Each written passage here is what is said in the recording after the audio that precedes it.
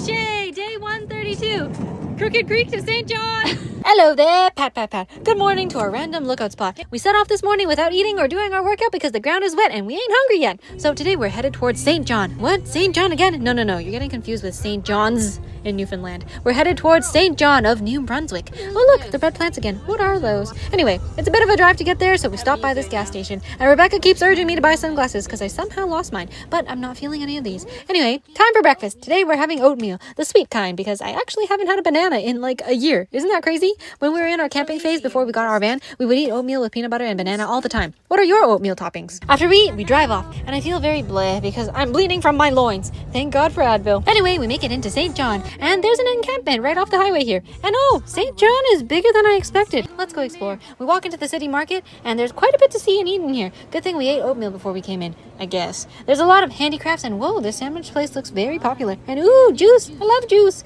Okay, we leave, and then we get to our next spot. Catapult coffee. There's a patio outside, so Beanie can be with us. So the inside is pretty cool. It looks like it's not just a simple coffee shop. There are multiple different rooms and a lot of people working. So Rebecca gets a mocha and I get a matcha latte, which I haven't had in a long time. And they were both good. And the mugs were super cute too. We sat here for a little bit and Beanie got a lot of attention. And we even got our photo taken by a local St. John photographer, Kathy Craig. Beanie is our icebreaker. Without her, we probably wouldn't get to meet as many new people. And we also got recognized afterwards. Crazy. To the girl who stopped by to say hi. Hello, and thanks for saying hi even though you were in a hurry. Wish we asked for your name though. We always forget. We walk around some more and wow, St. John, you're actually pretty cute. There's a boardwalk and so many events going on. And there's also so many old buildings. I didn't know this before arriving, but St. John is the oldest incorporated city in Canada. Next, we walk into the shipping container village. This is such a fun area. This must be so lively in the summer. But honestly, there are a lot of people out and about today. I think there's something going on with Germain Street because there are a lot of signs and a lot of people are dressed up in group costume. Also, cruise ships stop in St. John too, so that must bring a lot of business. Okie dokie, then we make our way to Market Square and we stumble upon the Capital Art Sale, an affordable art fair. Wow, so much art, and they have free snacks. And now to the library. A visit is not complete without it. Whoa, this library is sick. You can borrow so many things other than books, including, but not limited to, a mason jar fermentation station, an instant pot, and a children's bug exploration kit. Wow! And Rebecca indulges in me, and we do one puzzle together. What a dream come true. We actually had a lot of fun doing it, but we couldn't finish it because the library was closing. Oh well, but the seed has been planted. Okay, now we drive to our sleeping spot for the night. We do our daily exercises,